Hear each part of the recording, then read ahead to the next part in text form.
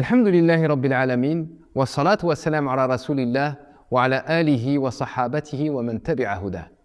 Assalamu alaikum wa rahmatullahi wa barakatuh. Bienvenue à toutes et à tous pour ce nouvel épisode de la sira de notre noble prophète Mohammed alayhi salatu wa salam.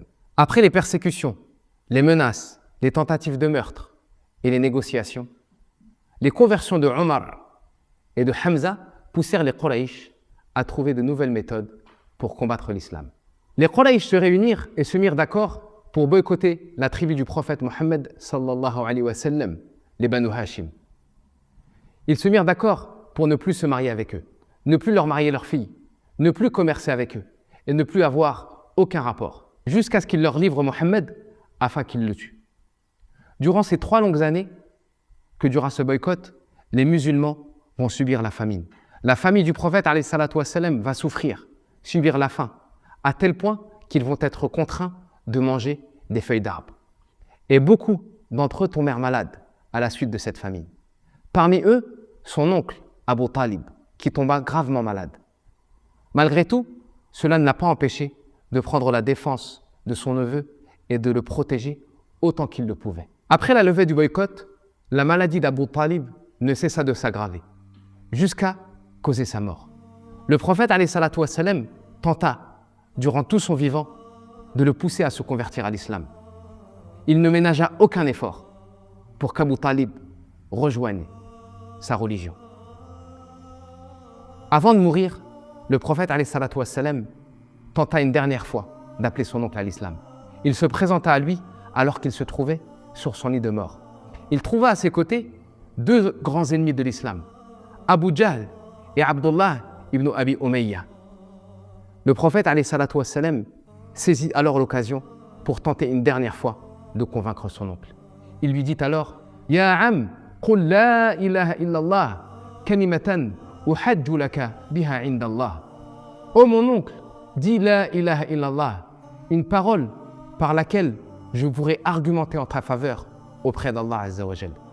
Abu Jahl et Abdullah ibn Abi Umayya, qui se trouvaient à ses côtés, lui dirent alors: Ya Aba Talib, atarghabu an millati Abdil Muttalib.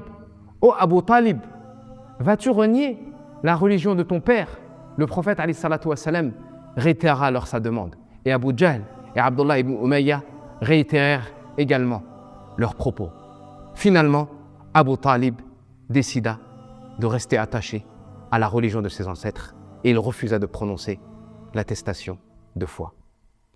Le prophète alayhi salatu wa salam fut profondément attristé par la perte de son oncle. Et il dit cette célèbre parole: Wallahi la astaghfiranna lak ma lam unha ank. Par Allah, je ne cesserai de demander à Allah azza wa jal de te pardonner tant qu'il ne me l'aura pas interdit. Allah azza wa jal révéla alors plusieurs versets.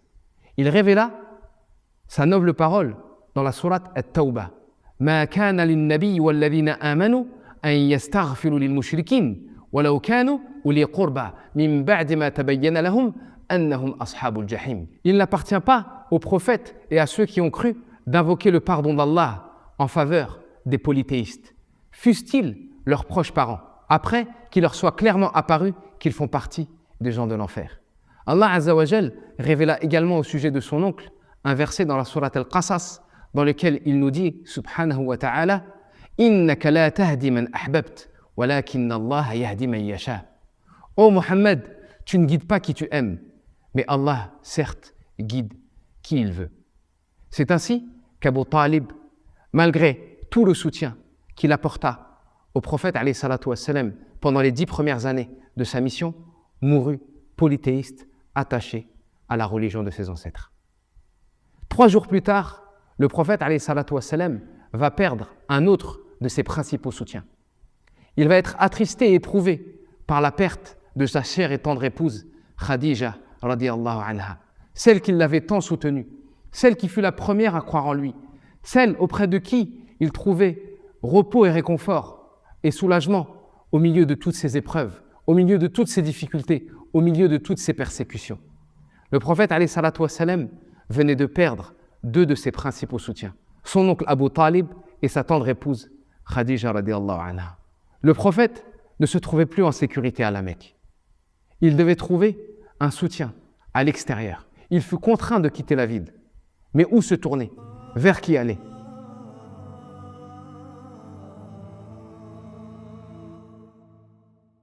L'oncle du prophète, alayhi salatu wassalam, fut pour lui un soutien sans faille, jusqu'à sa mort. Malgré tout, Abu Talib resta attaché à la religion de ses ancêtres et refusa de se convertir à l'islam. Et Allah Azza wa Jal, comme cité précédemment, interdit à notre prophète d'invoquer le pardon d'Allah en la faveur de son oncle, car il était mort polythéiste. Le prophète alayhi salatu wassalam nous a informé qu'Abu Talib, malgré le soutien accordé au prophète alayhi salatu wassalam, entrerait en enfer. Pourquoi?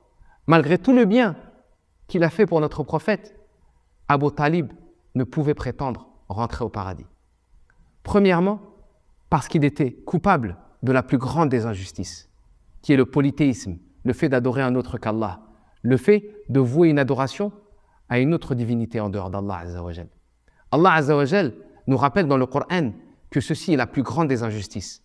Dans la sourate Luqman, il nous cite la parole de cet homme pieux qui éduqua son fils en lui disant « Ya bunayya, la tushrik billah, inna shirka la zulmun azim » « Ô mon fils, ne donne pas d'associé à Allah, car l'association est certes la plus grande des injustices. » Allah Azza wa Jal nous rappelle également dans le Coran que le shirk est le pire des péchés et qu'il est le seul péché qu'il ne pardonne pas. Allah nous dit dans Sourate An-Nisa « Inna Allah la yaghfiru an yushraka bihi wa yaghfiru ma duna dhalika liman yasha » Certes, Allah Azza wa Jal ne pardonne pas qu'on lui donne un associé, mais il pardonne en dehors de ça à qui il veut.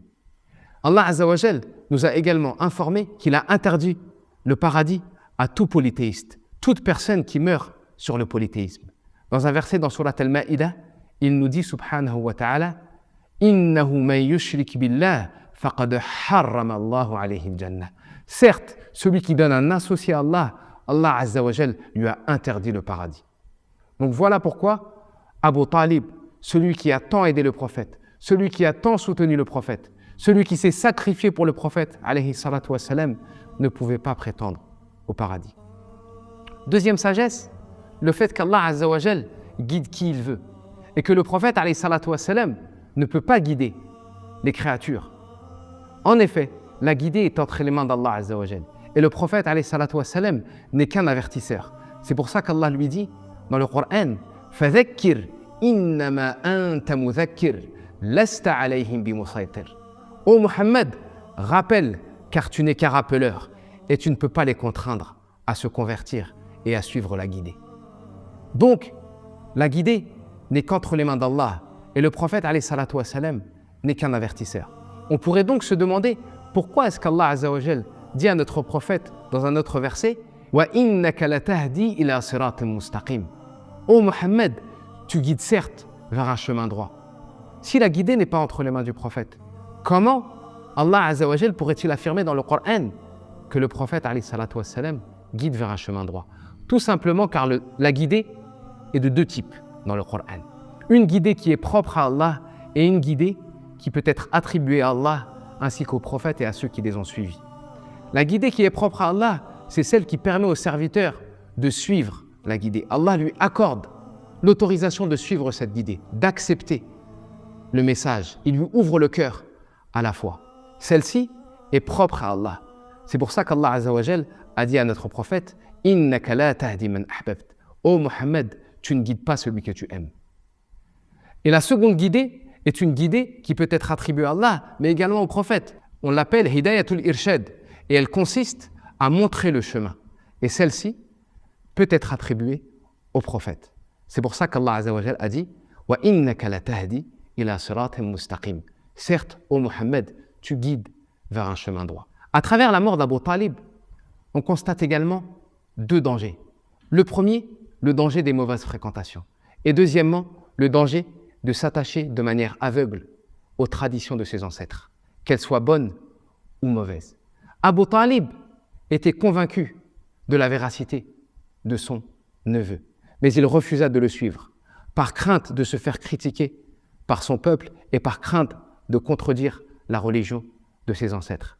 Pour preuve, des vers de poésie qui lui sont attribués dans lesquels Abu Talib a dit au prophète alayhi salatu wassalam وَعَرَضْتَ دِينًا قَدْ عَلِمْتُ بِأَنَّهُ مِنْ خَيْرِ أَدْيَانِ الْبَرِيَّةِ دِينًا لولا الملامة أو حذار سبة لوجدتني سمحا بذاك مبينا. Ô Mohammed, tu m'as exposé une religion dont j'ai la certitude qu'elle fait partie des meilleures religions de l'humanité. Si ce n'était la crainte de me faire critiquer ou la peur de me faire insulter, tu m'aurais sans aucun doute vu m'y attacher. L'esprit tribal qui régnait à cette époque à la Mecque, ainsi que la peur de se faire critiquer par son peuple, l'empêchèrent de sauter le pas et de suivre la religion de vérité. Nous demandons à Allah Azza wa Jal de nous accorder de bonnes fréquentations, un bon entourage qui nous permette, bi'idnillahi ta'ala, de nous rapprocher de lui. Barakallahu fikum wa hafidhakumullah et rendez-vous au prochain épisode. Wassalamu alaikum wa rahmatullahi wa barakatuh.